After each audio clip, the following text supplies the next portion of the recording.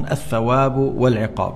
Alors c'est un sujet que le Cheikh Abdullah a abordé dans le livre Al-Sharh al-Qawim ala al-Sirat al-Mustaqim, la récompense et le châtiment, parce que après la mort, les gens ils vont être ressuscités comme on est maintenant et ils vont confronter nos actes. Certains méritent d'être récompensés comme d'autres méritent d'être châtiés. إذن هناك من يستحق الثواب وهناك من يستحق العقاب. الثواب عند أهل الحق ليس بحق للطاعين واجب على الله. الثواب الذي الله سبحانه وتعالى يجزيه للمؤمنين ليس واجبا على الله، ليس فرضا على الله، وما على الإله شيء يجب، إنما الله تعالى يدخل المؤمنين الجنة فضلا ورحمة لا وجوبا. Alors la récompense que Allah subhanahu wa ta'ala a promis en faveur des croyants, des musulmans, des pieux, c'est pas une obligation sur Dieu, mais plutôt c'est par sa clémence. Allah subhanahu wa ta'ala donne le paradis aux croyants par sa clémence, par sa générosité, par son mérite. Il n'y a pas une obligation qu'Allah Ta'ala doit envers les créatures.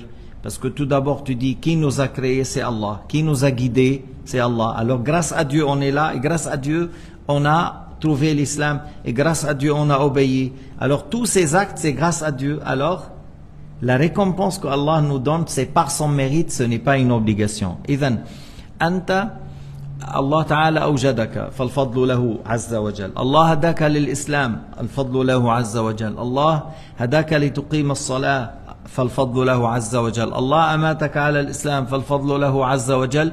الله تعالى يدخلك الجنة فضلا منه لا وجوبا، وإنما هو فضل منه وهو الجزاء الذي يجزى به المؤمن مما يسر في الآخرة. La récompense c'est ce que Allah Ta'ala rétribue aux croyants dans l'au-delà. C'est quelque chose qui réjouit les yeux, c'est quelque chose qui est bien. Le fait d'être dans le paradis, vous connaissez très bien, dans le paradis c'est les pierres, c'est des diamants, c'est des perles, la terre c'est du zafran, les arbres c'est en or, les fruits mûrs. Tu rentres au paradis, tu ne trouves pas un ennemi, tu n'as pas d'inquiétude, tu n'as pas de soucis, tu ne confrontes ni la maladie ni la mort. C'est ça, Allah Ta'ala accorde le paradis à ceux qui sont morts, à ceux qui sont morts dans la bonne croyance, en étant croyants, en étant musulmans. إذن Allah Ta'ala يثيب المؤمنين بالآخرة. الثواب هو ما يسر العبد يوم القيامة من دخول الجنة، والجنة فيها ما لا عين رأت ولا أذن سمعت ولا خطر على قلب بشر. الجنة حصباؤها اللؤلؤ، تربتها الزعفران، أشجارها الذهب، وأغصانها جذوعها الذهب، أعلاها ثمر نضيج. يدخل الإنسان فيها لا يرى فيها عدو، لا يرى فيها حاسد، لا يرى فيها مرضا، ولا يجد فيها لا يجد فيها موتا، لا يموت. هذه هي الدار التي ينبغي للإنسان أن يشتغل لها. C'est ça la demeure que la personne doit vraiment travailler, parce que c'est là où la personne trouve le bonheur sans jamais avoir des difficultés et des problèmes. والعقاب لا يجب على الله أيضا إيقاعه للعصاة إنما هو عدل منه. Le fait que Allah châtie les mécréants et certains musulmans désobéissants, ce n'est pas une obligation sur Dieu, mais c'est par sa justice. C'est par sa justice. Allah Ta'ala nous a mis en garde contre la mécréance et les péchés. Celui qui fait la mécréance et il est mort mécréant, il mérite l'enfer. Allah le fait rentrer par sa justice. Et celui que Allah Ta'ala c'est-à-dire a fait que celui-là il est tombé dans les grands péchés, il a bu l'alcool, il a fait la fornication, il a volé, il a pris l'usure, comme les intérêts des banques par exemple, ça c'est interdit dans l'islam. Alors, et il est mort avant de se repentir, celui-là il mérite le châtiment. Si Allah le châtie, c'est par sa justice, mais seulement le croyant qui va dans l'enfer à cause de ses péchés, c'est pas pour toujours, c'est pas éternellement. Al-Muslim al-Asi la yakhludu fi an-nar. Le musulman qui a fait des péchés, grands péchés, et qui a été à l'enfer, c'est pas pour toujours, un jour sortira de l'enfer. وهو على قسمين أكبر وأصغر. العقاب الأكبر هو دخول النار، والعقاب الأصغر ما سوى ذلك كحر الشمس يوم القيامة، فإنها تسلط على الكفار فيعرقون حتى يصل عرقهم بقدر ذنوبهم. منهم من يصل إلى كعبيه، إلى ركبتيه، إلى حقويه، منهم من يصل إلى أذنيه. Alors, il y a le grand châtiment, il y a le petit. Le grand, c'est le fait de rentrer à l'enfer. Ça, c'est le grand châtiment.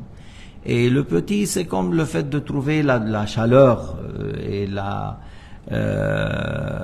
transpiration le jour du jugement, parce que le soleil s'approche et les gens transpirent. Et il y a des gens qui, la sueur arrive au bout de leur cheville, sa propre sueur à lui.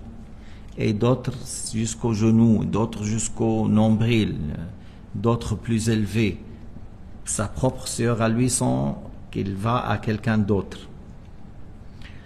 أما الكافر يقول يا رب أرحني ولو إلى النار. Le mécréant il dit oh Allah soulage-moi même si pour l'enfer, parce que c'est très dur pour le kuffar ce jour. Mais de toute façon l'enfer est beaucoup plus dur que le fait de transpirer. Le fait d'être dans le feu noir, c'est plus douloureux que le fait de transpirer. ويكون المؤمنون الأتقياء تلك الساعة تحت ظل العرش. Alors les croyants seront sous l'ombre du trône. Les croyants pieux à ce moment-là, ils ne sont pas sous la chaleur du soleil, ils sont sous l'ombre du trône. Et le temps passe vite, parce que le jour du jugement c'est très long. يوم القيامة مقداره 50,000 سنة. C'est la durée de 50 000 années. Le jour du jugement, ça dure 50 000 années comme nos jours, et ça passe rapidement pour les croyants. وهذا معنى الحديث سبعة يظلهم الله في ظله يعني في ظل عرشه. Le prophète a parlé de cette catégorie seront sous l'ombre du trône le jour du jugement. Et il a parlé parmi ces gens 2 personnes qui s'aiment pour Dieu, ils se séparent pour l'agrément de Dieu. Il a parlé que quelqu'un qui était seul, il a pleuré par crainte. Il a pas imploré Dieu, il a invoqué Dieu et il a pleuré par crainte. Il a dit il est sous l'ombre du trône. Il a parlé d'un homme qu'une belle femme l'a appelé de passer une nuit chez elle. Alors il a dit non, je crains Dieu. Il n'a pas accepté. Alors il a parlé, le prophète Mohammed alayhi salatu wassalam, de cette catégorie qui seront sous l'ombre du trône le jour du jugement. Tamam al-hadith, rapporté par le Bukhari et d'autres. سبعة يظلهم الله في ظله يوم لا ظل إلا ظله. إمام عادل, un imam juste, c'est-à-dire un roi, un sultan, un gouverneur juste. وشاب نشأ في عبادة الله, un jeune qui a grandi dans l'obéissance depuis son enfance, il a grandi dans l'obéissance, il obéit à Dieu depuis qu'il est petit. يطيع الله تعالى نشأ في طاعة الله. رجل قلبه معلق في المساجد, et un homme a le cœur attaché à la mosquée, il aime toujours venir à la mosquée, prier dans la mosquée. ورجلان تحابا في الله اجتمعا عليه وافترقا عليه. Les 2 personnes qui s'aiment pour l'agrément de Dieu, ils se retrouvent pour l'agrément de Dieu, ils se quittent en ayant l'agrément de Dieu. ورجل دعته امرأة ذات منصب وجمال فقال إني أخاف الله. Et un homme dont une femme l'a appelé à la fornication, il a dit non, je crains Dieu. Une femme, une belle femme d'un certain rang et d'une certaine beauté. ورجل تصدق بصدقة فأخفاها حتى لا تعلم شماله ما تنفق يمينه. Quelqu'un qui a fait une aumône lillahi ta'ala pour l'agrément de Dieu, et ceux qui sont à gauche ne savent pas ce qu'il a donné par la droite, c'est-à-dire il a donné mais il n'a pas montré aux gens, parce que c'est important d'avoir la sincérité. On fait l'aumône, on ne dit pas aux gens regardez-moi j'ai donné. Non, on donne en cachette sans que les gens le voient, pour avoir la sincérité. وَرَجُلٌ ذَكَرَ اللَّهَ خَالِيًا فَفَاضَتْ عَيْنَاهُ. Et l'homme qui a loué Dieu, qui a invoqué Dieu en étant seul, et il a pleuré par crainte. Alors ces 7 catégories seront sous l'ombre du trône. هلا لما نقول الوقوف بين يدي الله مرادنا بهذا الحضور للحساب وإلا الله تعالى ليس في مكان. Lorsqu'on dit le jour du jugement, on sera jugé par Allah subhanahu wa ta'ala, c'est Allah qui questionne les gens, mais Allah ta'ala n'est pas dans une place, Allah n'est pas dans une direction.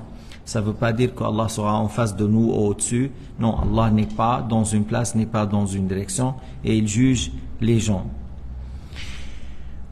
لأن الله تعالى ليس بجسم يملأ فراغ, parce qu'Allah n'est pas un corps qui remplit un vide. ولأن الله قال ليس كمثله شيء. Allah Ta'ala a dit ليس كمثله شيء وهو السميع البصير. Rien n'est tel que lui et il est l'entendant, le voyant. Il ne ressemble pas à ces créatures, mais il entend et il voit, mais pas comme les créatures. فيوم القيامة الناس الله تعالى يسألهم جميعا يحاسبهم جميعا في وقت قصير, Allah Ta'ala questionne les gens, tous les gens, par un court durée, le jour du jugement. Par un court durée, il les questionne tous, malgré qu'ils sont des milliards. Ça prouve que la parole de Dieu, c'est pas une langue arabe ou hébreu ou syriaque. La parole de Dieu, c'est pas une langue composée des lettres.